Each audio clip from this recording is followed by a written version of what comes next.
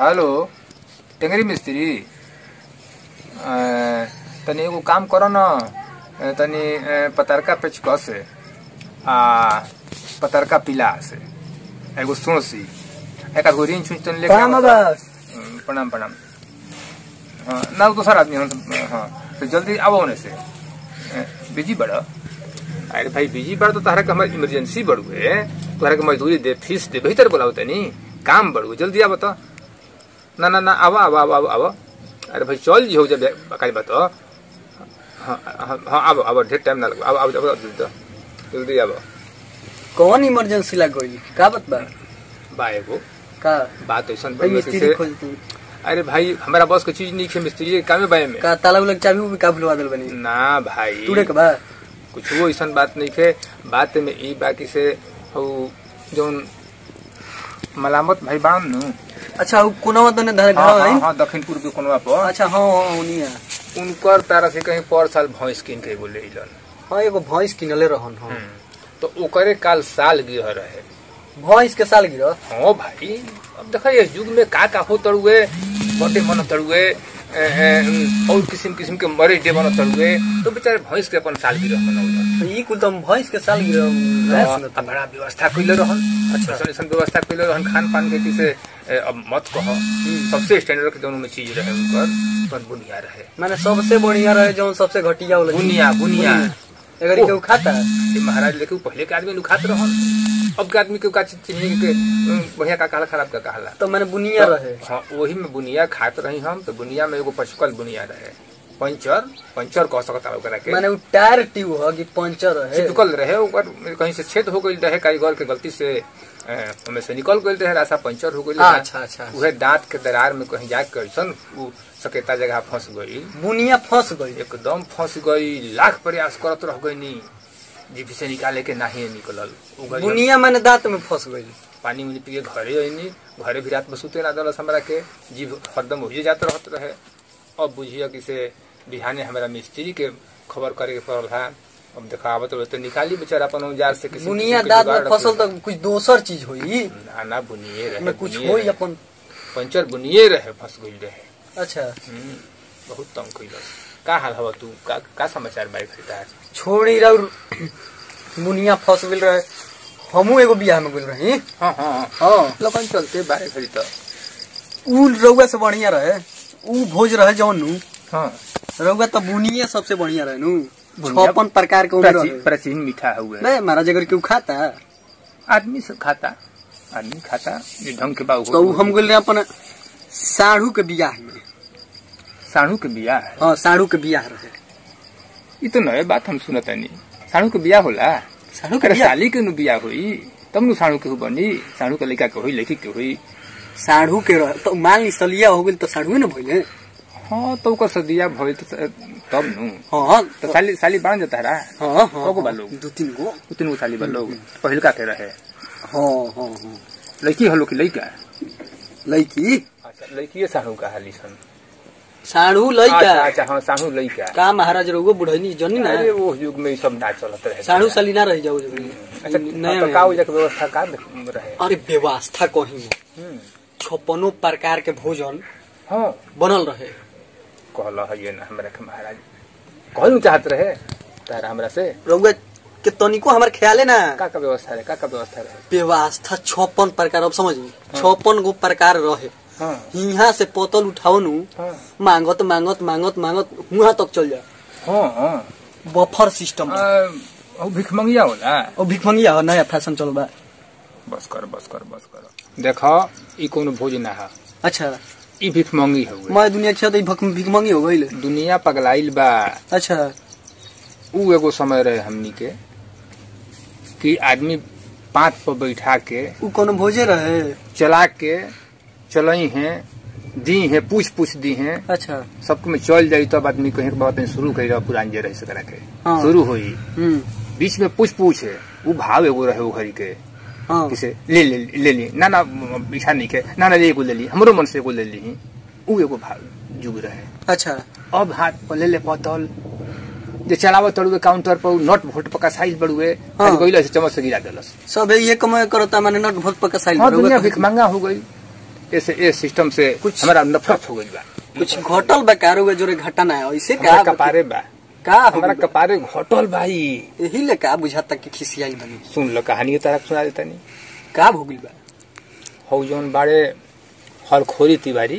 अच्छा हाँ हाँ हाँ चिन्ह त नि दक्षिण में कुकुरंधापुर अच्छा अपने गाँव ले ना कुकुरंधापुर हाँ बाजार पर भेटैले हमरा एक दिन। हाँ हाँ कहनी कातेबाजी का हाल बा तो कहले कि से बेटी के एगो बारात बा 19 तारीख के। हाँ बियाह रहे ना।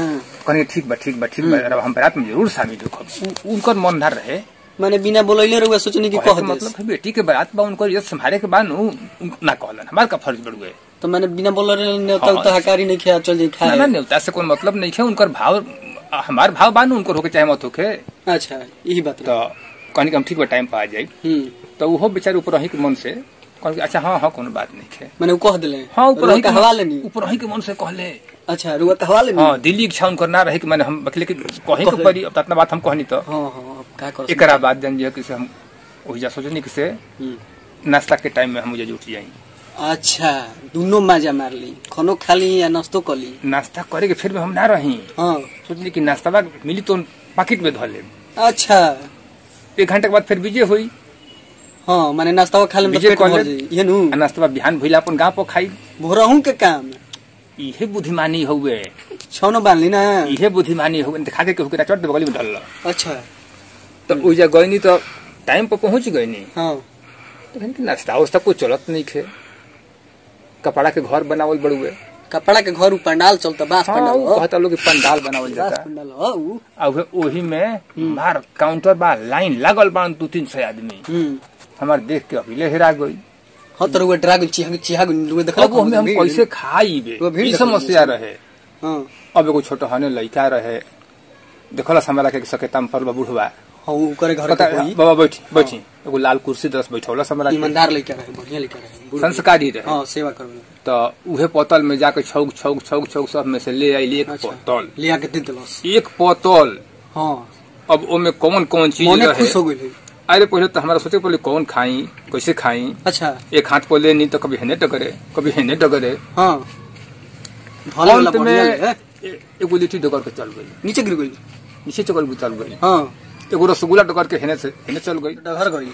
हाँ डगर गई तब तक तारा दूगो कुता रहन स अगल बगल घूमत रहन सन। तो आइबे कौन लिट्टी लेके लेलस कौन रसगुल्ला ले लेलस टप उठा लेलन सन डटनी तो फिर भगलन तनी समझदार रहन सन। एकगो लेके अपन भाग गइलन सन। अपन काम लगौनी एकाध को जब खैनी तो पानी के तलब पानी जैसा बुझाई। अच्छा बूढ़ पुरानी आदमी हुचकी भरल। हां तो सुनी के तनी पानी कोनो चलावसन तो कोनो पानी चलावत नहीं खाओ ओमे पानी चलला महाराज लेके ना ये सिस्टम कोनो वैसे कहनी है सिस्टम होना धइल रहला गिलास में आदमी कहलन कि हेने बाहर जाई बाहर। हां घरिया रहला चौकी पे पानी बा। हां लाइन से सरियाउल रहला एकदम चौकी पे पानी बड़ुए गने तो पानी धदेन पतलवा होई जे कहा वही धक्या गुनी। हाँ वही कुर्सी पे आ जाके पानी 1-2 गिलास पिया नहीं। हाँ। 1 गिलास एगो हाथ में ले ले उनसे आवत है कहतनी कि से वो दोनों कुकुरा अपन पूरा परिवार जुटा देले बासन परिवार जुटल तो कहतनी समझदार रहसन गांव में रहन सन वो मुहे लाग गइल रहे मैं खा गइलन तरकारी छोड़ के मैं साफ तरकारी छोड़ देलसन झाटी गइलन सन रौगा खाती। अब तो करिया का जाने का तीत का दो रहे ना खइलन स तो करिया तो रौगा चनाक बनिया के छोड़ के चल ले ले चलती। तब सोचने की अब खाइए गइलन सब दोबारा हमरा से पार ना लगे वो भीड़ में मंगाई रोगा से तो हेने छोला फोकचा के लागल रहे। हां ई सब तो चलता है। अब ओने स्टाइल पे गइल।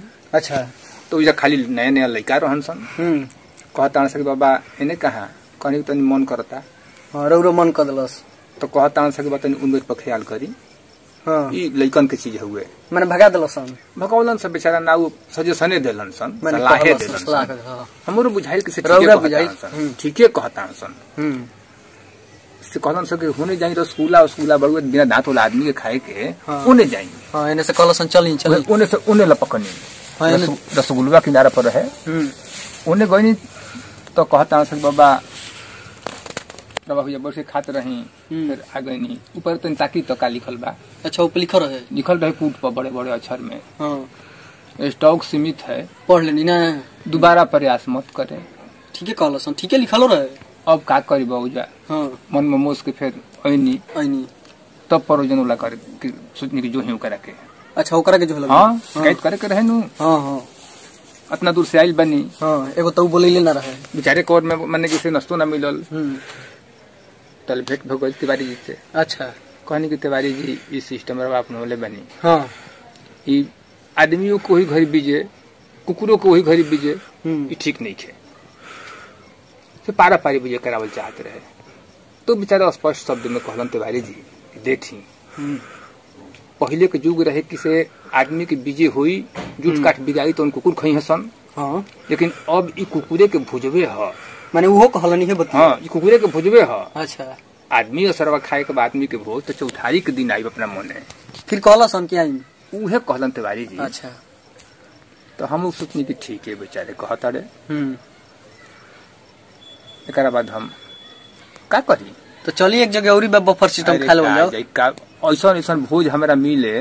बताओ इतना दूर से आदमी ठंडा में जाए और अधो पेट खाए के ना मिले। ठंडा तो लगते बा परी पोसाई ना तो चलिए गौर खा लियो जाओ। परी पोसाई हो चलिए गौर खा लियो। अब एक चीज के नाम मतलब लगले बड़ू है ये चीज के बिल्कुल नाम मतलब। अरे 2 दिन बाद एकदम वजह से हटो ये सब चर्चा मत कर हमारा पे बिल्कुल हटो हटो हटो देखी बड़ू 2 दिन बाद एकदम जल्दी हटा। ये सब चर्चा करने की जरूरत नहीं है। मैंने एकदम चर्चा करने की जरूरत नहीं है सबके। ठीक है बा। नमस्कार प्रणाम सुपर गोल्डन एंटरटेनमेंट में लोग सबनी के स्वागत बा। हम बनी निशान भारद्वाज। यहाँ के हमारे गुरु जी पहला बारी कॉमेडी वीडियो एक साथ बनैले बन हमनी के यहाँ कुछ कहल चाहत नहीं। देखिए भैया आज के जो चल रहा परिवेश कौन तरह से भोज हो रहा बा अपना द्वार पर बैठा के बुला के वही पर हमनी के कॉमेडी वीडियो बा जना में दिखावल गई बा कि उस युग में कौन तरह सम्मान के साथ इज्जत के साथ अपना मेहमान के बैठा के खाना खिलावल जाते रहे। आज के युग में कौन तरह से हाथ पसार के पत्तल लेके आदमी घूम खाता रहे। दोनों के भाव में जमीन आसमान का अंतर बढ़ू है। ये हमनी के वीडियो में देखले बन जा और वीडियो के ज्यादा से ज्यादा शेयर करी, लाइक करी, कमेंट करी। धन्यवाद।